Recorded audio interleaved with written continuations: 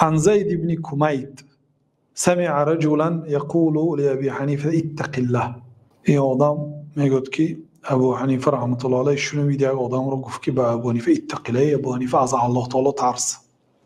کسی به امام ابو حنیفه خیلی خطاب کرده است. ای ابو حنیفه از الله تعالی ترس. فانتفض لرزیدند و اصفر رنگاشون زرد شد و اطرق سرشون خم کردند و قال جزاک الله خیرا. گفتن که الله تعالی به این نصیحت تو را جزای خیر دهد، مکافات نیک دهد.